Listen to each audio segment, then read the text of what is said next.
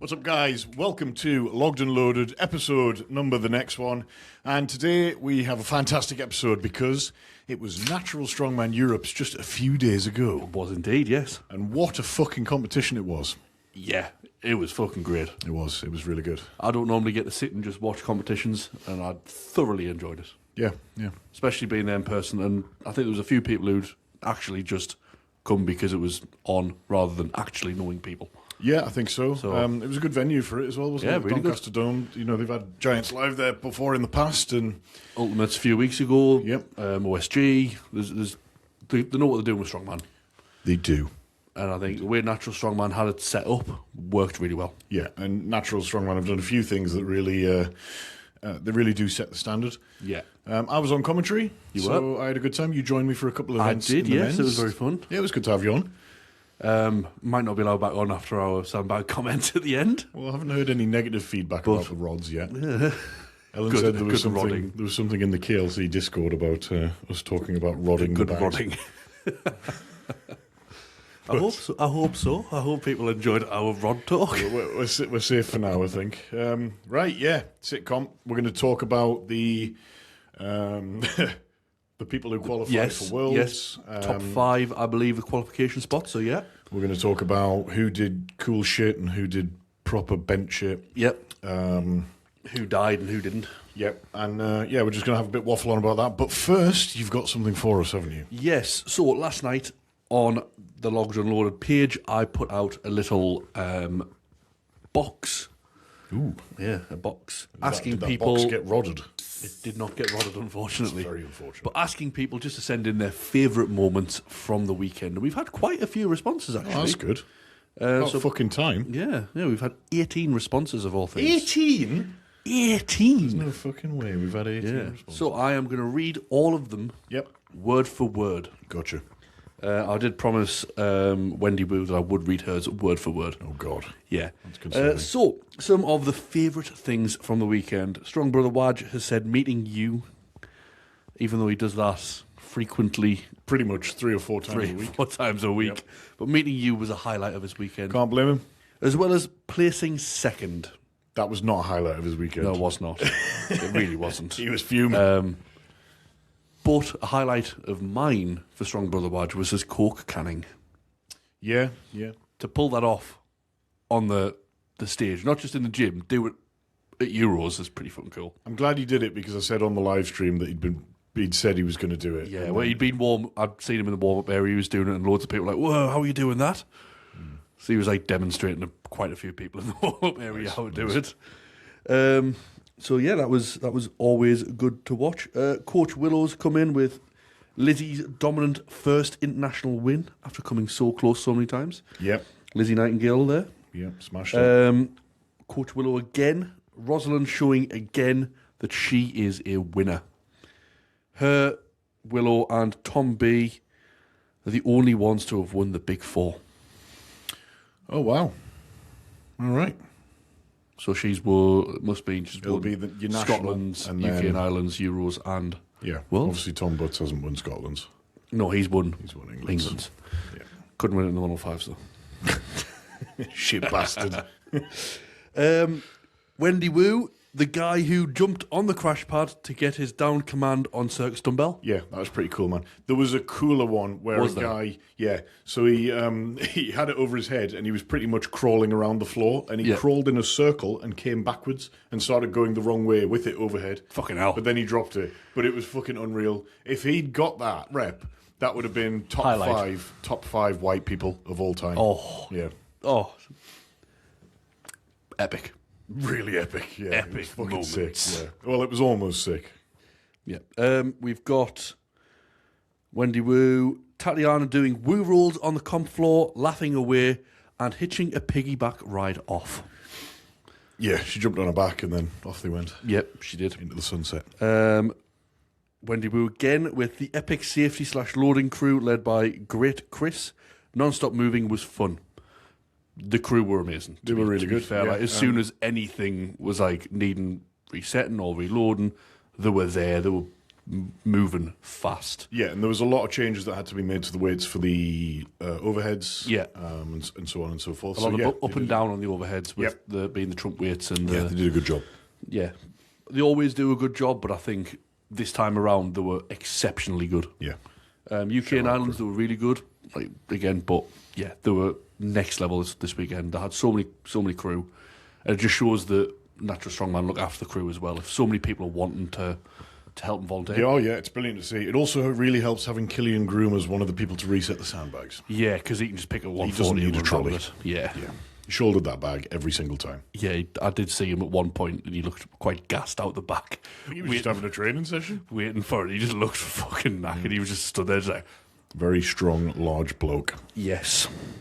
There was one point where Killian was meant to be referee and he disappeared and someone was like, anyone seen a giant man with curly hair? Was the wording I heard shouted. Yeah, nice. Right. Wendy Woo's in again with Stephen and Matty actually looking chilled, happy and enjoying their hard work play out. It's good to see. Yeah, to be fair, I'll agree. I don't normally see Matty and Stephen not looking stressed on a comp day. So I didn't even I saw Stephen like twice for the entire day. I barely saw him. one of the times I saw Stephen he was shouting at me to go on the comms table. Oh, That was it. Right. Wendy Woo again coming in, strong pass, becoming even stronger. Epic real recap. Great work to Tony and Co. Yeah, so like I'm obviously behind the scenes doing the commentary, man, and they've got fucking like 3 cameras, and then he's got a handheld one that he goes around. And he does some real close-up shots and stuff. Like they do a really fucking professional job. Some of the shots on the live stream as well, especially for the last event, like going to his handheld camera and like getting the angles of really low angles of the athletes running across to the, running across to the sandbags before picking them up. Got there in the end. Yeah, my mind went blank. Really cool shots. Yeah. Like, and there was times I was scared for Tony's kit, especially on the circus dumbbell. Dumbbell is real close. But fair play to the guy, really putting himself out there. I've got a few more that didn't fit in the box. One is Wendy Woo sending again Tatiana Tinsel Tits doing Woo rules. And Craig Orange said Kerry's comeback on the circus dumbbell, Johnny's dumbbell run, and Stuart's run in the sandbags. Yep. They were some good ass shit. That they were. Few more. Where were we? So, Alex _G_H dot K's response. Okay, now. Reece Callan taking the European Open men's crown in his first natural strongman comp. Oh, well Got done. there on the online qualifiers, I believe. Right. Strong guy, though. He'd been at Ultimates Yep. 2 weeks before. Yep. But to hold his own against Stepan is... Yeah, pretty good. Pretty good. Really good. Yeah. I mean, Rory's a different beast. Yeah, I think comes to Ruri Worlds. is at Worlds, so Yeah, it'll be Rory, interesting to see DJ, Reece go obviously against... the mighty Berryman will Yes, be there, so that'll be yes. interesting to see how that plays out. But yeah, he did really well. He was fantastic. Yep. So we've got Liam _McKnight. A personal favourite of his was that his family flew over from Ireland to watch and surprised him at Asda. Do you think they're also the least Irish people in Ireland? Maybe. I feel Maybe like they might maybe be. they are just the least Irish family in Ireland. Yeah, I think that could be right. But that's cool. Yeah. Chris Reaper Fitness. The under 57 and under 64 yoke races were insane. Yep. I agree with that. Yep. Really, really fucking Generally, the yoke races all round were really fucking cool. Yeah, I was expecting to see a lot less finishes than there was. Yeah. But some of the levels that people were at were insane. That was a sick event. It was really like the dash carry load. No, fuck. What's it called? The push carry drag. Push. Yeah, fuck me. They're all the same. They all sound the same. Yeah, it was but really yeah. like that. Very, very racy. Apparently, spectators liked it. Athletes hated it. Yeah, I could imagine that. Yeah. From training half of the run once. Yeah, no, I would have hated it. But, Brian Murray, Andrea Gaffney, and Rosalind Cole's York sandbag run was an exciting race. yeah. Brian Murray again. Liam McKnight using the ricocheting York to load the sandbag on the final rep. Yeah, it did. Yeah. Did you see that? I didn't know. So it like swung right? So he was pushing the bag into the yoke, and the yoke swung, and then all of a sudden the yoke pinged back, and the bag just shot over it. Nice. Yeah, it was good. It was completely unintentional, but it fucking worked. So. Ben Zibble Watson, just a shout out for my gym bro / nemesis Alex Hill King getting 4th. Hero. We like Alex Hill King. We do. He's really we good. Do indeed. Yep. Good athlete to watch. Osh_B_lifting. Dylan Brown in the 105 was impressive. His progress lately is crazy. Yeah. Yeah, he went from 6th at UK's to winning Euros. Big jump. Big jump. Wasn't on our top 3. Certainly not, no. So, unbelievable performance Well done, Dylan Brown. Cameron Nesbitt's come in saying tying with Jam Ham on the yoke / sandbag. Okay. They got exactly the same time. Oh, yeah, they did. I think Cameron was a little bit ahead. Oh, no. James was a little bit ahead and Cameron's caught up and they both got them over pretty much the same time. I think was it James was faster on the yoke and Cam was faster with the bag. And yeah, James was much faster on the yoke, but Cam was much faster on the bag. Yeah, pretty cool, man. But it's always cool to see those types of races because it is like the rabbit in the hare kind of thing. Like one's getting out ahead and then... The rabbit in the hair? Yeah, the rabbit in the hare. Okay. Yeah. Yeah. Is that the end of them? One more. Oh, God. Right, go on then. Cameron Nesbitt, Brian Murray losing the moustache bet. What was the moustache bet?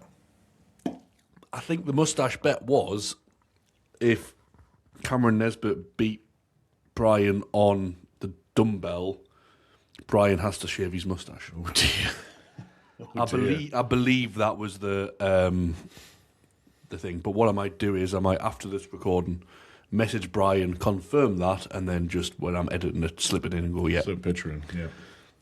All right. But those are the shout-outs. Sick, thank you very much for your shout-outs, you lovely bunch. It's always great getting shout-outs, especially when we ask for them. So if you've enjoyed our little shout-outs there. Yeah, thanks, guys. And if you didn't leave a shout-out, you fucking suck. Yeah, fuck you. Oh, also, because we're at the start of the video, like, comment, subscribe if you haven't done it already. Just fucking like the video and leave a comment that says literally anything. It can say the words literally anything because it helps, all right? Yeah, you can even say send it to your friends. Send it to your grandma. She can subscribe. Liam McKnight, send it to all of your family who come from Ireland. Yeah, all of them. Like, we need 15 subscribers to get 1,000. Yeah. Something like that. Anyway, right, okay, so we are going to go through the top... We're going to go through the top fives in each class. We're going to talk about who did well, and obviously that's determined by the top 5 anyway. Yes. But I'll go first, I suppose. We're going to start with the women, start with the under 57s. Yes. So in 5th place was Kirsty Robothan-Smith. 4th place, Kat McCooey-Heap. 3rd place, Amy Coyle, who came for a photo with me after she got a trophy, which I thought was cool. Very nice. Nice to meet her. 2nd place, Michelle Sluserac. So Michelle Sluserac had 36 points, and then on 46.5 points, Lizzie Nightingale absolutely crushed it. She was not outside of the top 2. She won 4 events, or 5 events. 5 events. 5 events, wow. 5 events, second. second on the circus dumbbell. Damn. Only to Michelle, who was second. That was pretty... 5 seconds between it as well. Pretty dominant. Yeah. Yeah. Unbelievable performance from Lizzie there. Yeah. There's not really much else you can say about it. She split points on the deadlift and then came second on the fucking circus dumbbell. But really, really good. Well done, Lizzie. Congratulations. It's a great class to watch all day as well. It was. There was, I think, across the day, as much the top 3 were always kind of battling a little bit more. But Lizzie was just that little bit further ahead. she was just the clear run away with it, didn't she? It would be nice to see what would have happened if Tam was there. Because I think Lizzie was kind of on point all day, so it might have been close between them. It was reasonably close at UK's. Hopefully we'll see both of them at Worlds, and we'll get a good fight out for that top spot. Fingers crossed. And then obviously you've got under 57s from around the world. Yep. As well, coming Americans will be coming. Shaking some stuff up. Right, 64s. Do you want to do the 64s? Yes. So, in 5th place was Kai Middlecoop. Yep. 4th place was Hannah Smith. 3rd place was Stephanie Janssen. 2nd place, Sina Schramer. Hope I'm saying that right. And so. 1st place, only one person for the job, really, Willow Brady. Yeah. It was very tight, though. It was, yeah. There was only 1 point in it until the last event when, Willow gained another couple of points. But, it was pretty tight for the entire day between the two of them. Cena was very good. Willow first, second, first. And Cena was second, first, third. Yeah. I will say that I spoke to Hannah Smith before the event started, and she's like, I feel sick. I don't want to do this. I don't feel well at all. And then came fourth. Yeah. So, she's absolutely fucking smashed it. She's had a right good day. Sometimes, though, when you're feeling sick and nervous and to that point, it's just because you've got so much adrenaline through your system. And once you've kind of gotten over that initial kind of adrenaline hype and feeling sick from it, you do kind of get in that zone and you can perform your best. Yeah. I know. And she's a drama queen. Yeah. The first year I did every single competition in the pathway, I felt like that before. I know. You'd retch all the time. It was really weird. Yeah. Right, okay, so that moves us on to the under 73s. So in fifth place, moving up from the juniors into the 73s, is Millie Flanagan. Fourth place, Tegan Patterson. Third place, we had Catherine Ross. Second place, Molly Wagstaff. And first place, with 6 out of 6 event wins, which honestly doesn't surprise us, was Laura Hollywood, the GOAT of the under 73s. Undisputed. Yeah. 73s European champion. So it obviously wasn't close, but it was reasonably close between Molly and Catherine.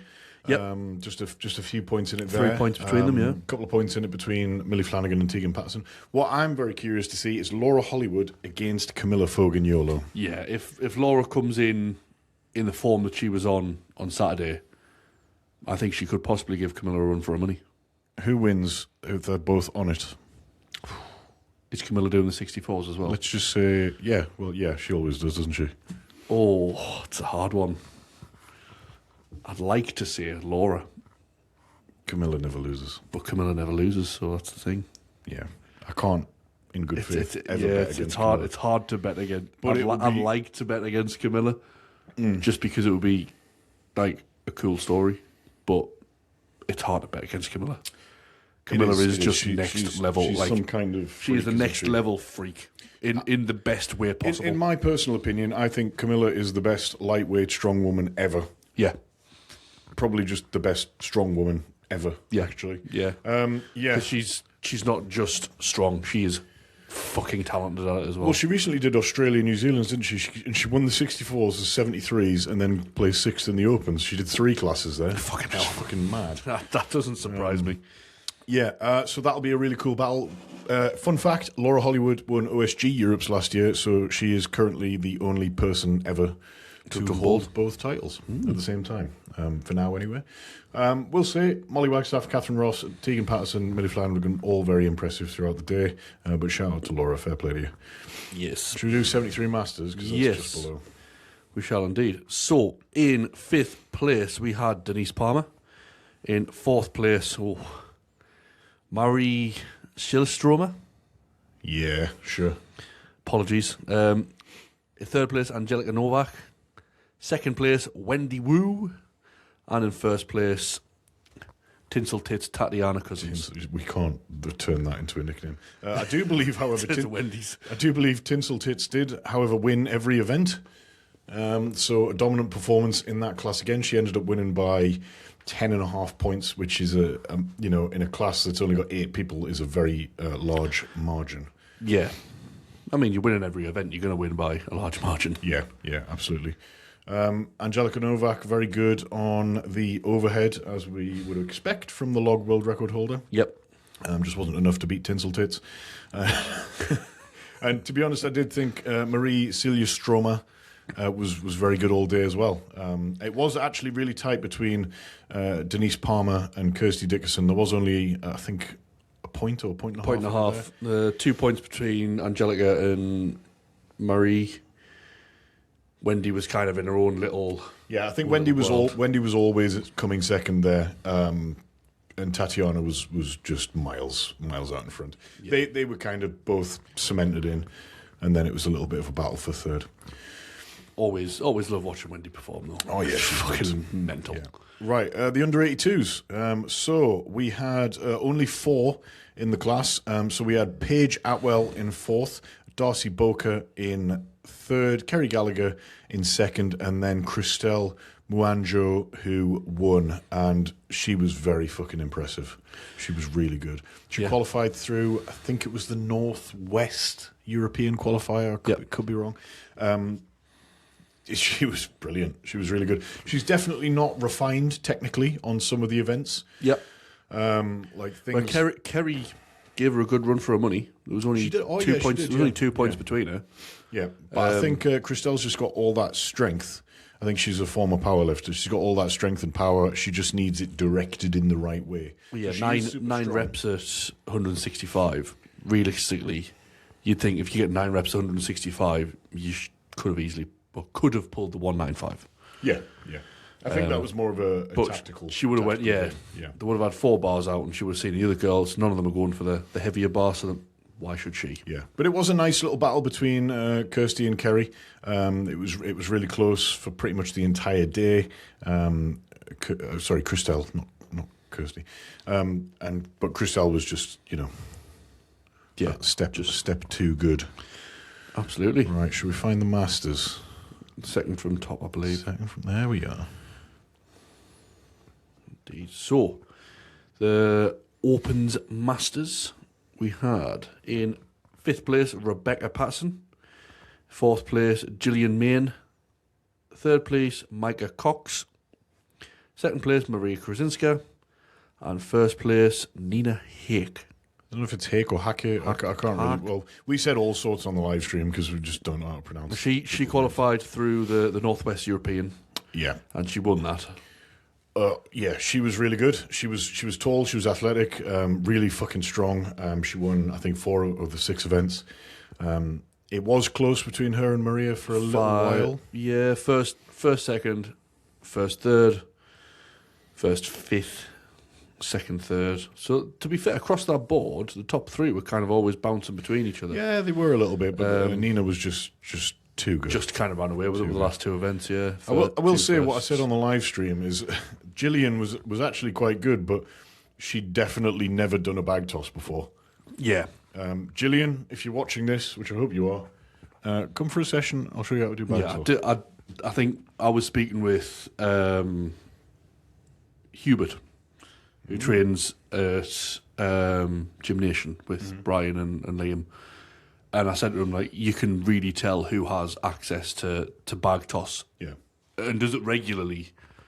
Because as harsh as it sounds, it seemed that more of the Europeans seem to struggle with the bag toss more than the Brits. Okay. Yeah. Might be because they don't have access to it as much, or they don't have the setups. But I think it depends on the country. But if you're not training with multiple bags and an actual bar to go over or something to go over, you're not going to be getting the same result as someone who does have access to that. Yeah, ideally you want something. You'll get one freak who somehow just gets it right, but 99% you'll see who's done it. And some people go in and they just don't have access to the kit. Some people are naive and just go, "Oh, it's a 12 kilo bag, I can throw that." But there's so much more to, yourself, there's so much more to a bag toss than just pick up and throw. What I would say is if you haven't got access to all this stuff, just get a bag, go into a park. It doesn't have to have a tree, like Pavlos said. Yeah. But just throw the bag and try and make sure that it goes really high and about 2.5 to 3 meters backwards. Yeah. And then you're going to have a pretty good chance to just wing it on the day, because all you have to do is bring it back, stand in the same spot, and try and throw the cunt over. Yeah. As long as you can, master the technique of the swing, then you should be all right, realistically. Yeah. You'll not be at a winning time, but you'll be at a point where you're not going to zero. You've also got to remember, though, like when you've got, I know some of these classes weren't the biggest of classes, but if you've got a class of 10 people and you get 4 bags over in a reasonable time, you're still going to be higher up in that table than a lot. Yeah. It's just avoiding that. It's just avoiding that zero, isn't it? Really. Yeah. Right, so does that leave us just with the women's opens? That leaves us just with the women's opens. All right, sick. All right, so only 4 in the women's opens. We had 2 little battles in this one. So we had Jen Baxter in 4th, Jade Harkin in 3rd, Gaffers came 2nd, and Rosalind Cole did run away with it in the end. Obviously, Andrea pulled out after event number 5 because she did her ankle, which is a shame because if she'd actually got that rep where she did her ankle, she would have won that event. Yeah. And then would have been tied going into the last one. So it is a bit of a shame. Because I think we said on the commentary desk that Rosalind was probably going to win the dumbbell press ladder, but then Andrea was really, really explosive. Yeah, well, we went up to ESC when me and Johnny were training for UKs, and Andrea was up there the day we were there, and she was really struggling with the dumbbell. So when she got that far through, and the first 2 were really good, and I was like, you can tell she's been drilling the fuck out of this, because it was only a month and a half ago that she was really struggling with it. There you go. So it just shows that even if it's something you're not good at, you're not comfortable at, just try and get as much advice and help as you can to find something that works for you. She was dangerously close to that. I did see the weirdest dumbbell technique in the under 57s. Was it Kat McCooey heap? With the uppercut dumbbell. Yeah, I don't like that. No. I saw it and someone was like, that's a really weird dumbbell. I was like, is it where they're kind of like keeping it really flat? And she's like, no, look. And then she was just there with it under her chin. And she got, fair fucks, she got it. I think she got like, 2. Yeah, but like, I was like, what? 1. I was like, how the fuck are you doing that? I don't think I could hold our 42 under our chin and then press it that way. It's just not a good position to press it from. No. Clearly, if it's what's most comfortable for her, then it was interesting technique. Yeah, I definitely think that one needs to be addressed if she's going to move forward with the dumbbell. Because she is going into Worlds, so she will need to work on the dumbbell. Yes. Time to not do that. Like, even the way that fucking Rosie Abercrombie does it out here, I don't like that either. Because she sets her elbow into her hip crease to kind of stabilise, which is fair enough, and it does work for her. But there's just a lot more efficient ways to press it, and the 20 kilo dumbbell, you can't even argue that it's big and it won't sit. It'll sit reasonably nicely in that space, and if you can get it vertical and whatnot, then it should be more comfortable to press. Yeah. But whatever. Each to their own. Absolutely. Right, that concludes the ladies.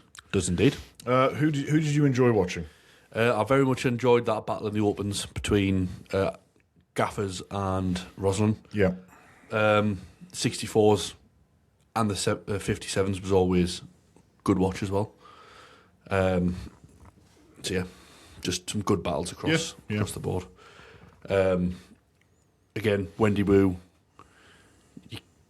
You're always going to have fun watching Wendy Wu. She's good to watch. Doing fucking sticking a finger up at everyone and giving people piggybacks off the comp floor and having a bit of a boogie.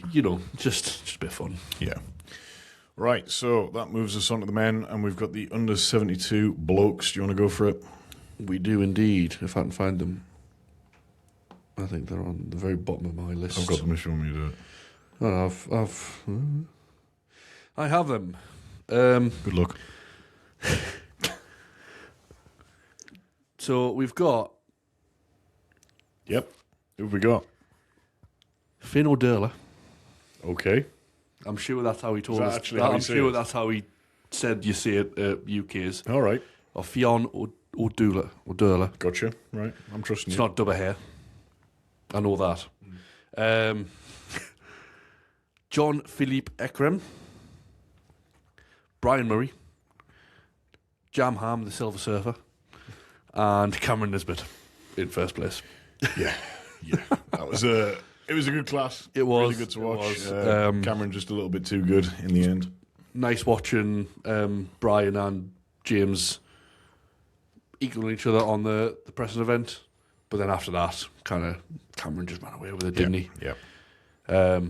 Cameron and James getting the yoke sandbag at the same time was a really good watch. Yeah, definitely a highlight. But yeah, it was always really a Cameron and James show, wasn't it? It was. Brian did a good job to get himself in there with them, but it was always just a little bit more. I think Brian will definitely be happier with his placement there than he was at UK's. I don't think he had the UK's that he wanted. Obviously, needs to work on his deadlift. I would like to give a shout out to the 172 that we haven't read out. Yeah. Paul Padal. Yeah. What a lovely guy. Oh, it was cool as fuck, man. Cool as fuck, yeah. It was nice to meet him, man. He was cool little dude. He was just in awe all day of like everybody around him. Like it means so much to people when someone comes over and like just says, "Oh, can I get a picture?" He came for a photo with me and Ellen. Ellen was like, "What, you want a photo with me?" Yeah, he was just a nice guy when he. He was a cool dude. Shout out Paul. Yeah. How you say it, Paul? Paul. Right. 80s next. Swiftly on to the 80s. So, in 5th place, Mr. James Watts. In 4th place was Loris Grorud. 3rd place, Nils Wunderink, who was possibly the favourite. Yep. 2nd place, Dan Ball. And 1st place, by a decent margin in the end, was James Joyce. James Joyce had a fucking hell of a day. But this was the closest under 80s I've ever seen. I think by event 4, it was like a 5-way tie or something. It was absolutely wild. I think going into the last event, there was Ethan Preston, James Watts, Gorud and Wunderink all kind of, and Dan Ball actually, all kind of battling it out for 2nd and 3rd, really. Yeah. James Joyce was always that little bit further ahead. But yeah, going into that last event, we had James Watts on 30.5, Ethan Preston on 31.5, Gorud on 32, Dan Ball on 33.5, and Wunderink on 35.5. Yeah, so James Joyce still only 2.5 points ahead of him. Yeah, but between 2nd and 6th overall, there was 4.5 points. Yeah, it was a wildly close, really good battle. And then even then, Aise, who comes 7th, didn't do the last event because he hurt his hamstring, I think. Yeah, he's hurt something.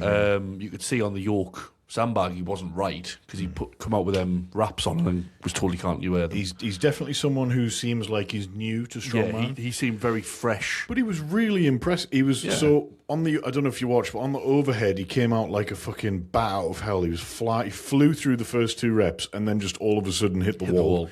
And couldn't do any more. But we're like, fuck me, that was impressive. And then his dumbbell ladder was possibly, in my opinion, the best dumbbell ladder of the entire weekend.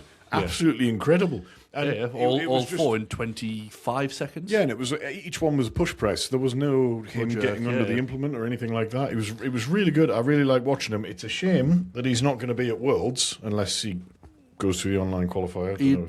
Some of them he might get roll down places if other people in there have got like pre-qualifications through UKs or something, or if someone doesn't accept an invite and want to pass it down to him. I know it's a natural strongman's discrepancy, but with him not doing the last event and being quite close in that group, they might go, do you want an invite, mate?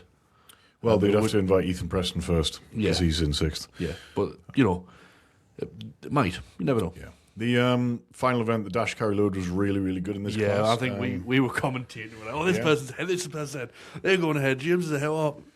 I think it was generally just us shouting, it was so excited with it. So Dan, Loris and James were all like neck and neck, and then all of a sudden Dan Ball decided to take the final rep a different way. Yeah. It was really slow. He went long ways, didn't he? But it went over, so I guess it was the right decision to make because that jumped him ahead of Nils. Yeah, Nils just seemed to hit the wall at 5 reps. Yeah. I would like to give a shout out to Chris Sullivan Orchard for being a mad cunt. Oh, he's crazy. Every single thing he's saying there, he's smacking himself in the head, and I was like, what the fuck, man? Whatever gets you fired, man. Yeah, fair play. Do lightweight master? Yes. We shall indeed. So, in 5th place, we had Stephen Wilkinson. Let's go, Stephen Wilkinson. Uncle Stephen. Uncle Steve. We were shouting. In 4th place, Seamus Lee. 3rd place, Sam Richards. 2nd place, Steve Warren. And 1st place, the reigning champ, Craig Lewis. Yeah, the reigning world champ. It was interesting to see how close Steve Warren and Sam Richards came to Craig Lewis. Obviously, Craig Lewis being the reigning champ, he was just the outright favourite. Even then, like between 5th and 1st, there's not that many points between them. Yeah, it was reasonable. There's 6.5 points between, so it's 44.5, 42.5, 40, 38, 36. Yeah. And all 5 of them lads were miles ahead. The O'Neills were behind them, like 23 and 17 points. Yeah. But yeah. But what's incredible is the 4 in the last heat all got 5 reps. Yeah. They were all out together, all got 5 reps. Like, that's mad. Yeah. Absolute madness. Pretty cool, man. Right. Under 90s. Indeed. 11 in this class. Yes. And, right, so 5th place, Pavlos Kouros. 4th place, Jack Carter-Taylor. Not Jake. I kept calling him Jake on the live stream. I apologise, Jack. 3rd place, Ben Gillespie. 2nd place, Reese Henry. And miles out in front with, again, 6 event wins. I think he tied points on one of the events. Pavlos tied with him on event 1. The only man to take a point off him all day.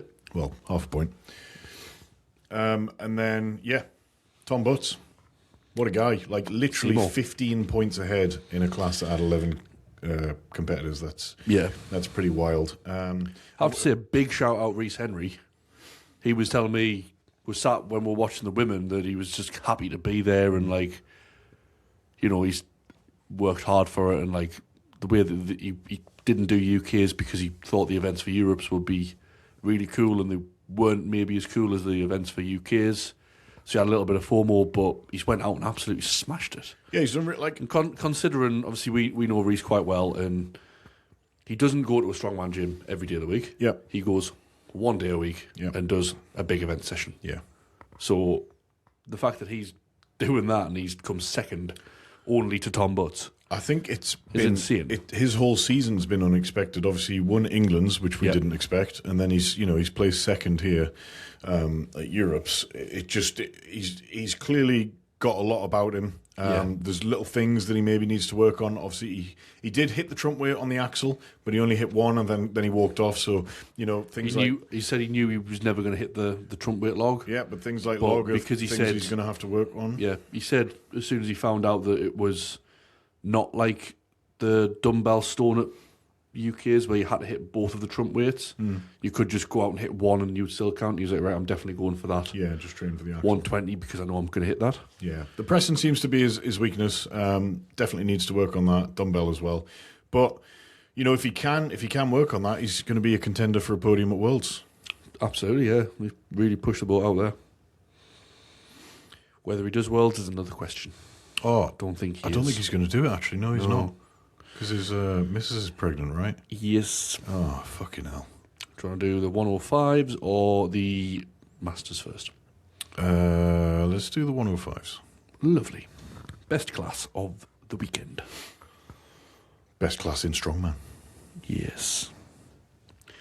So, in 5th place, Miguel Angel Caldente. In 4th place, quite surprisingly, Chris Harrison. Very surprising. 3rd place, Liam McKnight. 2nd place, Jonathan Liddell Johnson. And probably the biggest surprise of the weekend, Dylan Brown. Running away with it. Yeah, it's like, what a guy. He was 5 points ahead of JLJ. Where had that come from? Like you said off pod, coming 6th and at UK's and then winning Europe's against, a couple of them, a few of them lads did UK's.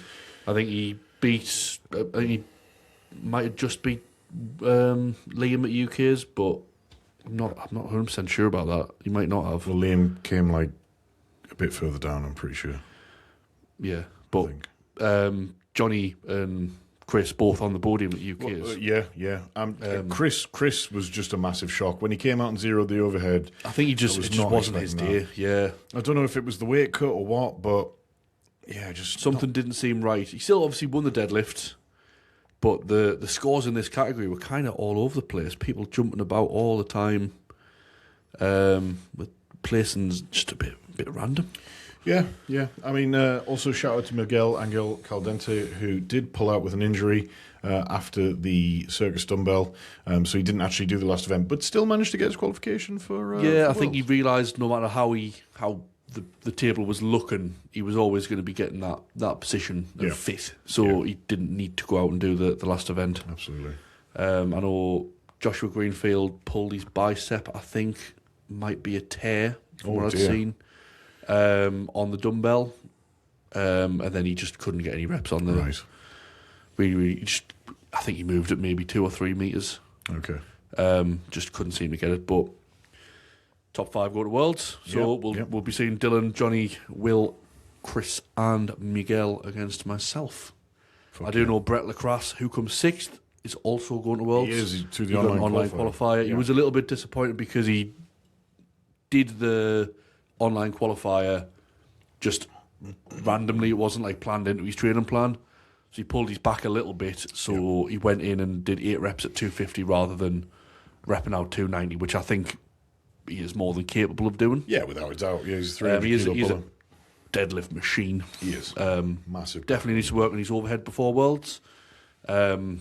I don't, even the lower weight of the log, if he's not really pushing his log, he's not going to hit with 120. Yeah. But yeah, that's definitely a weakness he needs to work on. And at Worlds, you're going to have 30, 35 in your category, and a zero is not going to help at all. No, certainly not. Right, we'll move on to the men's openweight masters. So 5th place was Andrew Russell. 4th place was Will McMartin, who is massive. 3rd place, Gareth Penn. Anthony Heppel in 2nd, and miles in front was Greg Stewart, who again Greg Stewart won every masterclass. Event. Yeah, it seems that there was a few people across the weekend who just won every event. Well, there was Greg. There was Tom Butts. Tom Butts. There was another one, Tatiana. Yep. There's another one, wasn't there? There's at least one more in the women's as well. Yeah, there was. Yeah, a lot of people, or like, for example, Rosalind won 5 events. You know, there's a lot of people dominating their classes. It's cool to see. It's going to be exciting to see Greg Stewart against Tom Kane, if Tom Kane chooses to do Worlds. Yeah, Tom Kane, James Merry, if they're both fit for Worlds. James Merry won't be. No. So yeah, it would be great to see Tom Kane there against Greg, because I think Greg's just kind of the complete package, isn't he? He doesn't seem to have any glaring weaknesses. He said, I was speaking to Greg on the way out, and I said, "Will I be seeing you at Worlds?" And he said, "Maybe he's a bit broken." Right. Okay. But he said that after every single comp I've seen him at this year, and then he goes into the next one and fucking smashes it. He's got 11 weeks. So I think even with an 3 weeks chill and an 8 week prep, I think Greg would be a machine. I would also like to shout out Robert Henkel, who came 56 7th. years old. Yeah, that's almost as old as John Else, and he's not come last. No. So fair play to Robert Henkel.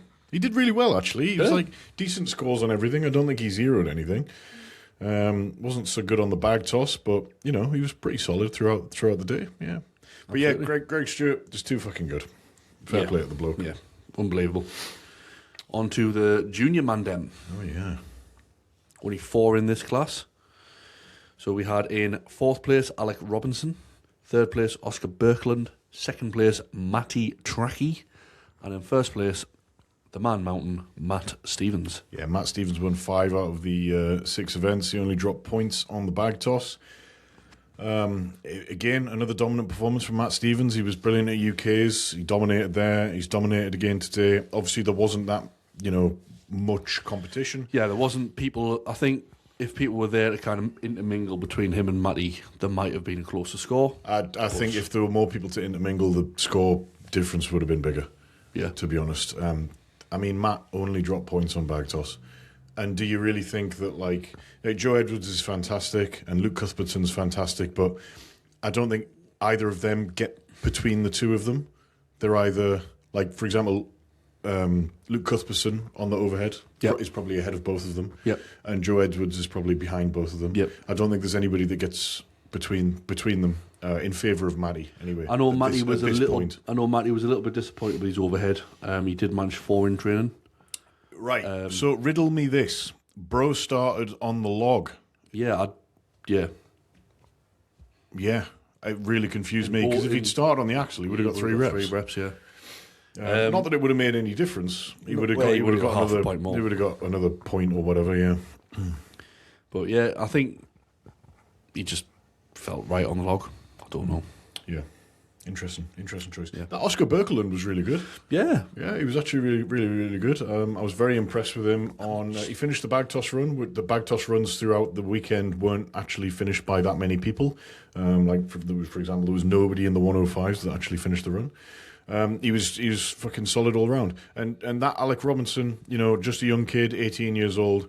Just turned 18 this year. Maybe he's the kind of person who we would look at for a lightweight juniors class. He did seem a lot smaller than the other guys. Even Matty's more of a lighter weight junior than most. Yeah. And he was 110 on Saturday. Yeah, so he's still a big fucking dude.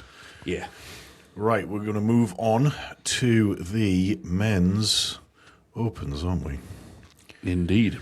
So 10 in this class. So 5th place was Frank Tahor. 4th place, Alexander Hill King. We love Alexander Hill King, he's brilliant. 3rd place, Andy Harkin. We love Andy Harkin. Yeah. We're in the Andy Harkin fan club. Andy Harkin turned to me at one point and went, "Is it you who loves us, or is it Tom that loves us?" Yeah. We both love you. We both love you. We both love you. 2nd place, Stefan Bistranek, the 2024 world champion. And in 1st place, Reece Calland, who kind of just came out of nowhere and kicked some ass. Yeah, it was tight between him and Stepan all day. The only thing that really split them totally was the bag toss. Yeah.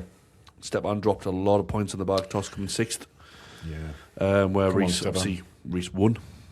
It was a masterclass from Stepan on the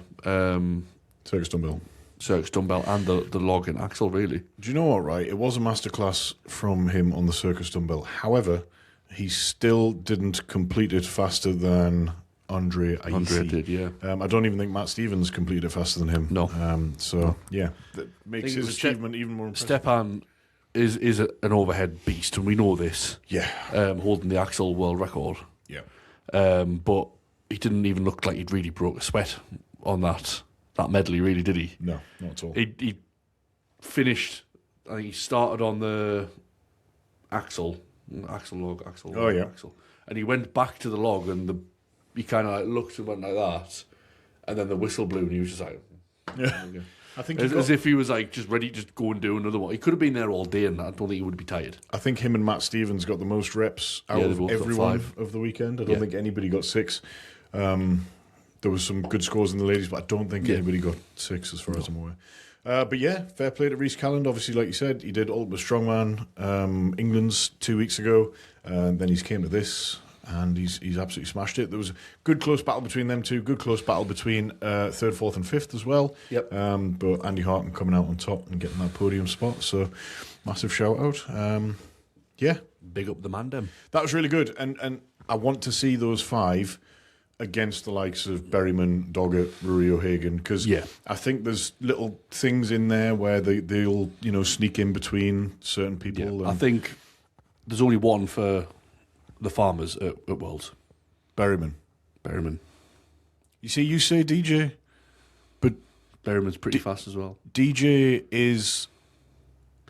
So what's impressive about DJ on farmers is how fast he moves with like 160, 70, 80 kilos. Yeah.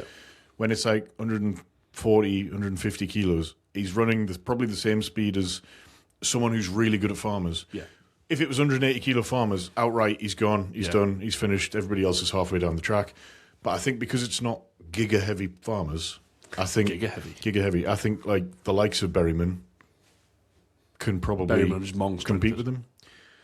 Well, he's technical now. He's getting technical. He's getting there. I mean, we've been doing some rehab for his back. He's had an issue since his powerlifting days, and I've seen he's not been doing anything particularly heavy recently. We deadlifted 100 kilos last week. Yep, so that's good. 140 this week. That's a big jump. Yeah, but I definitely think there's some of them lads can jump in between on certain things. Absolutely. Yeah, fuck yeah. Well, that concludes it. Yeah, as a whole, a great weekend. What was your favourite moment of the men's? Favourite performance? I'll tell you what. I'll tell you mine.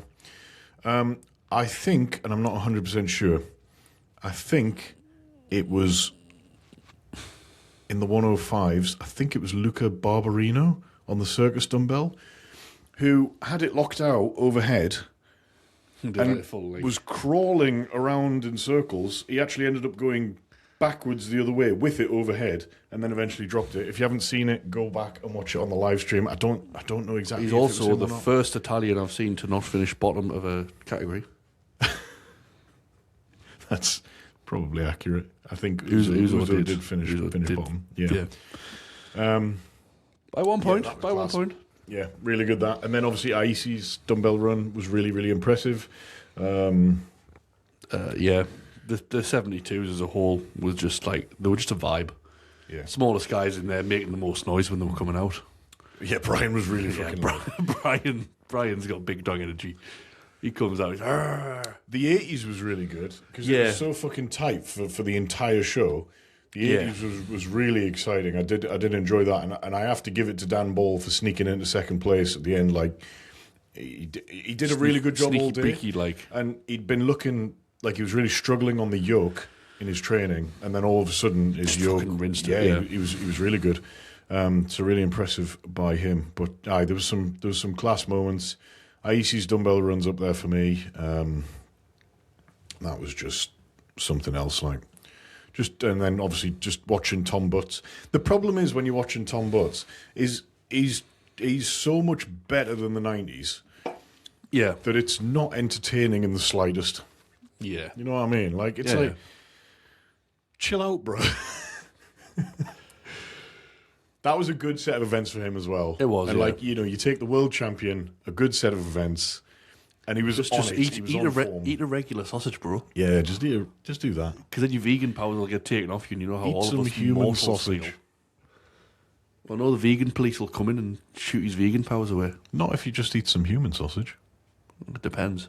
If you eat if they're not consenting, if he eats it with his asshole. Yeah, if it's non-consenting, then well, yeah. Because that's the whole thing about veganism. It's the animal doesn't consent to be eaten. If you could make a cow talk to it and eat my beef, would that be That's vegan? probably what they're saying. We just don't know because none of us speak cow. Exactly. Moo definitely translates to eat me. Eat my ass. Yeah. Yeah. Good show. Yeah. It was really good. I enjoyed commentating. I get to commentate Worlds as well. So my highlight of the weekend was the chairs in the Doncaster Dome for surviving your ass. Oh, God. It was a lot more robust. Survived your ass all weekend. Yeah. It was a lot more robust. Doncaster Dome, we salute your robust chairs. Shout out Doncaster Dome chairs.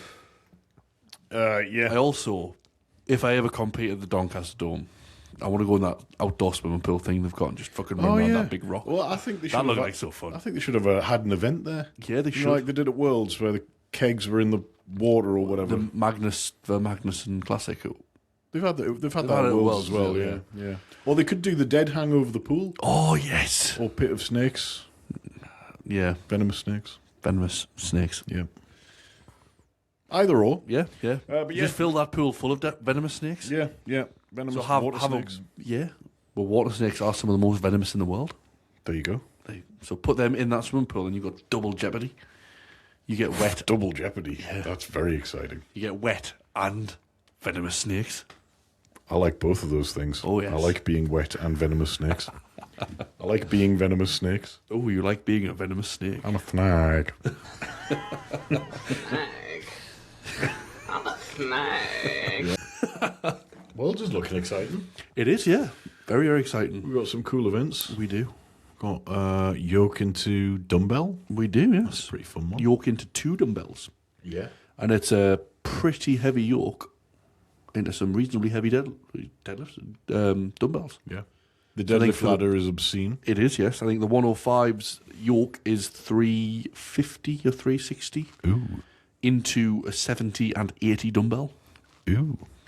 Which was the top end of the dumbbell ladder for the 105s at Euros. Ooh. That one person finished. Ooh. Mm. Was that Johnny? It was Johnny. Of course it is. And then the deadlift is like 240 to 320.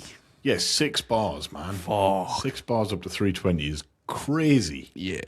That's fucking like the OSG Europe's run is 260, 280, 300, 320. 4 And you're bars. allowed suits. And we're in suits, yeah. That's ridiculous. We're just fucking standing there.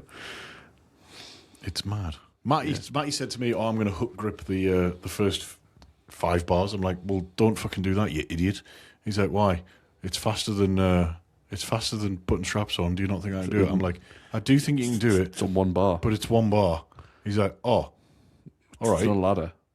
Imagine if I had 4 lanes with 6 bars per lane. Well, if I hadn't told him, he'd probably be fucking doing that now. No, I would have told him. I'm sure you would. I would have told him. Yeah. Because he would. He just doesn't look at the rules or anything, does he? No, he doesn't actually. He genuinely doesn't. Yeah. He doesn't even know what weights he's doing. Yeah, I know, because you did that with him last year and it worked. Yeah. Is there going to be a point where he stops doing that and starts actually looking at what the weights are? Probably not. Fair enough. Because he doesn't like to know what he's got to do. Because he gets in his own head about things. Yeah, no, I totally get that because he was like that last year. Yeah. But, he's getting He's not more looked. I think experience now. England's he looked at, but he didn't look at UK's weights. He's not looked at Euros weights. He knows the squat weight because he guessed it earlier. But Right. he seemed to think the squat box height was 18 inches. I was like, fucking hell, that's a low squat. Yeah, that's pretty low. Yeah. Yeah. 45 centimetres. Right. So, yeah. There you go then. Have we got some questions to finish? Oh, fuck, we do. Yeah, I'll send them to you. As a quick one, anybody watching, do you like the T-shirt Tom is wearing? It's the King of the Stians Northern Qualified T-shirts. Take place this weekend at Roker Cliff Park. If you're listening at time of release and you're not busy on Saturday the 13th, come along. It's free for spectators. Will be fun. So Tom is going to be your referee at the weekend. Head ref in the big comfy chair. Yep. That he's going to get. We are going to have a secondary referee as well in case Tom needs a chill. Right. Here are the questions, guys. There's literally 2 questions and...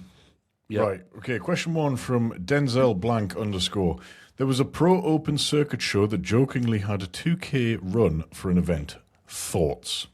Bullshit. If I was a pro open male... Well, first of all, I don't think it's a pro open show. No. Because none of the pros would do that. No. They would all look at it and go, I ain't doing your show. Yeah, like, you're not going to see fucking Trey Mitchell run the 2K, are you? Gav Bilton. Can you imagine that? Unless it was There'd be downhill. Earthquakes. Yeah, if it was downhill and they could just roll, Yeah. that would probably do it, because I reckon Gav Bilton and Lucas Hatton would go really fast. Lucas Hatton's like a geo dude, so he'd be like fucking rollout. Whitney's mill tank uses rollout. So, yeah. Thoughts? That sounds diabolical. I don't want to do that show. I did see a competition at the week. I can't remember which one it was. Yeah, I saw a competition at the weekend had the fastest 200-metre row. What? Yeah. Was it a CrossFit competition? No, it was a strongman comp. NSF was on. Yeah, it was. Weekend, wasn't it? From what I could see, it looked good. There was some winners, there was some losers. There was, and we'll never know. No. Matt Smollicum asks 3 to 5 tips to go from a good weight class strongman to a great weight class strongman. Fill out your class. Finland's strongest man under 105, fastest 200 metres on the ski erg. That is the gayest thing I've ever heard. Yep, I agree. But Finland is possibly the gayest country, so that's understandable. If you're from Finland, more please, gay than France. please confirm. Yeah. Finland's proper gay. So if you're from Finland, all the people from Norway, Sweden and Denmark make fun of you because you talk funny. Okay, and this Finnish people apparently talk funny. They all have roughly the same language, but when Finnish people say things, the rest of the Scandinavians think it's hilarious. Fair enough. Yeah. I haven't got anything to compare it to, really, but apparently they get picked on by the Scandinavians. I know it's funny when Jürgen types English and he's Norwegian because he spells everything phonetically. That's not Finnish. Yeah, but the Scandinavians. Yeah, but don't they say Finland isn't Scandinavian? Probably because they don't like them. Fair enough. Right, Fair anyway, enough. 3 to 5 tips to go from a good weight class strongman to a great weight class strongman.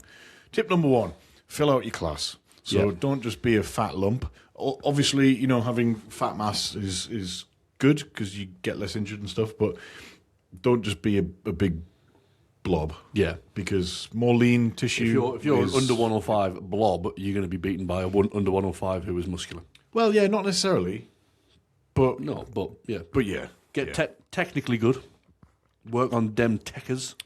Yeah, don't skip on things like split jerks on both axles and logs, and always look at what the top guys are doing and what they're doing well, and you can take things from that.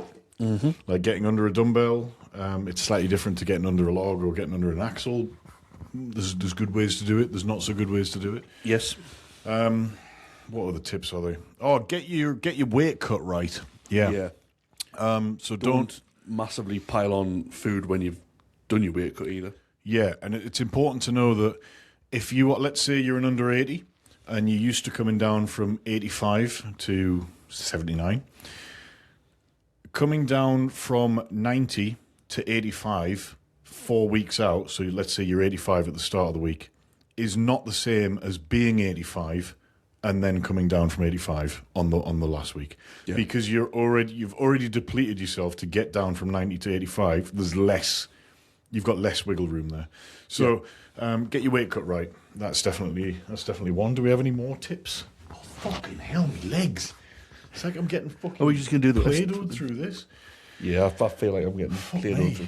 We need some cushions. Yeah, we do. If anyone would like to donate some cushions to Logs Unloaded, please. Yeah, because we don't have any money. Yeah. Because you're not liked and subscribed. Yeah, exactly why, yeah. Another tip? Don't just chase numbers in the gym. Okay. Actually stick with your plan and don't just go on random fuckabouts where... Because you've seen someone who's done a 120 bench and you just go, fuck it out and do 125. Yeah. Don't do a Joe Edwards. Yeah. Who lifts for Instagram. Yeah. I would hate to be Alfie Sharplin coaching him. Don't drop your squat on your ankle. That's definitely a bad idea. Joe Edwards did that, and that was the reason he come third at England, apparently. No, but shout out Joe Edwards. We're just taking the piss. But one more tip.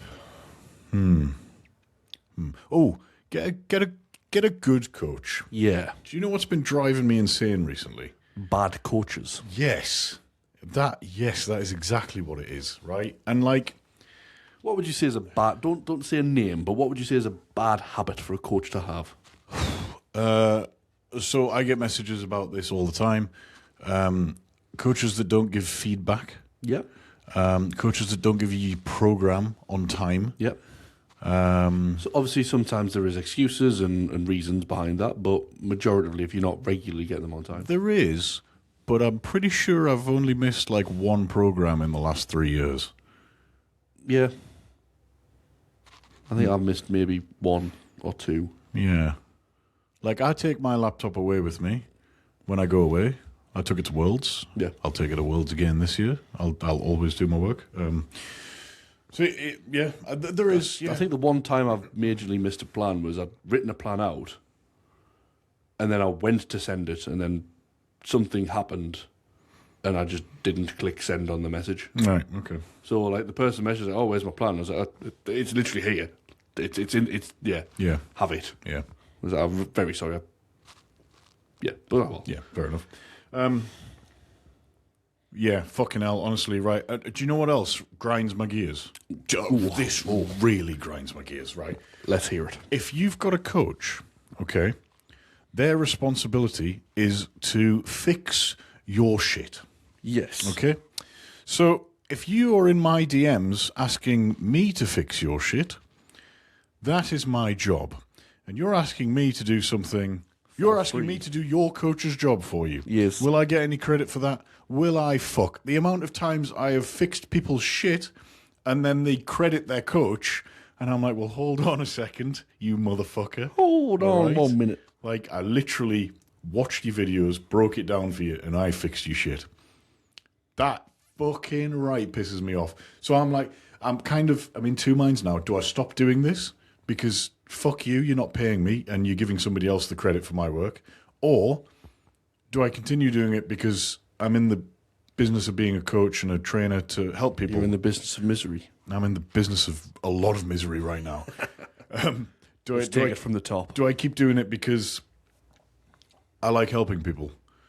But then it's like, that's my time and effort and I'm not getting paid for it. And it really annoys me. And it's always people who are coached by the same certain people that are messaging me. And I'm like... As long as it's not me. And I'm thinking, why the fuck don't you ask your own coach? And if your own coach can't fix the problem, hire a different coach. Pay Tom. Good Lord. Doesn't have to be me, but fucking hell, hire a different coach. So, yeah. Shit coaching pisses me off. Sorry, Matt. I know that we went fucking wildly off track there, but fuck me, that's annoying. It's so irritating. Meh.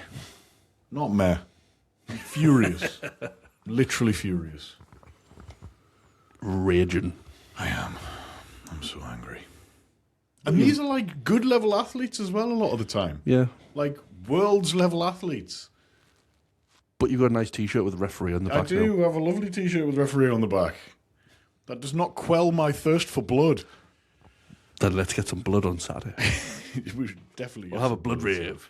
That was a highlight from my weekend when the blood rave. When they started blasting blood rave just as you said this. People were about to start doing dumbbell. Like that would fucking fire me the shit up. I still don't know which song that you're on about. The one from Blade. Do do do do do do do do do do. Oh, right, okay, yeah, okay. Do you know what I mean? Yeah, I know exactly. You just going off. No, I know exactly what you mean, yeah. I will insert clip just so people at home... I'll tell you what, I'll rave now. Do, do, do, do, do, do, do. Yeah. That's how you rave. That one, yeah. Yep. Yeah, when I had that as a... I'd be like going to the DJ and going, please do that for my run, please. Please, that'd be amazing. Thank you. Yeah, that was good. It's good that they've got the DJ again. Yeah, the DJ is great. He's brilliant. The way that he brings the music in for the start of runs and stuff, fucking epic. Yeah, it's another. Oh, we're going to talk. Well, we're not going to talk about it because we've been on for ages. We're going to mention some things that Natural Strongman do really well. That's one of them. Yeah, that is really cool. Also, the floor. Yes, is really good. Yeah. Why don't other people do this? Yeah, I know at UK's it was just the concrete floor, and that's fine. And obviously, that floor was perfect for the push carry drag, and there was nothing really that needed the softer matting or whatever. But the flooring they had for Donny Dome was unbelievable. Effort. Yes. Effort was put into this. There was like 3 or 4 layers to it just to make sure it was it was properly it was good. There was a good wedge to it. Good wedge. Big wedge. Cheeky wedge. Ooh. Ooh. Do you know what the word wedge reminds me of? What? Trivial Pursuit. Because you get them little wedges. Yeah. Ooh. Do you know what those little wedges remind me of? Cheese? Cheesecake. Oh. Nice. I do love cheesecake. Yeah, me too. I haven't had cheesecake in ages. Fuck you, Will Clark, not letting me have cheesecake. I remember when you were fucking used to sit and coach me with a full cheesecake. Oh my god, that was for breakfast. That was both bad and good. Oh yeah, sat in Pure Gym and I'm doing some random squats and there's you just sat with a full fucking cheesecake. I was not a good role model at that point. No, not at all. But at least I was the only PT that actually trained. Oh yeah, you were the only PT who actually seemed to like look after his clients. Yeah. Well, yeah. The amount of times I saw fucking other PTs on the phone or just flirting with random other women in the gym. Or picking the nose. Picking the nose. Yeah. Bad crack. Pure Gym's a shithole. Anyway, that pretty much does it, isn't it? Does, yeah. We've been on for fucking 16 hours and 25 years. Ooh, over an hour. Ooh, extra long episode. Pretty good. Right, guys, thank you very much for watching. If you made it this far, then congratulations. I don't know how you managed that, especially with my little rant. Please, the rant is the reason to stay. Yeah, like, comment, subscribe. If you don't, you're proper fucking bent like. Yep. So, I mean, it is the month to be bent. It's Pride Month.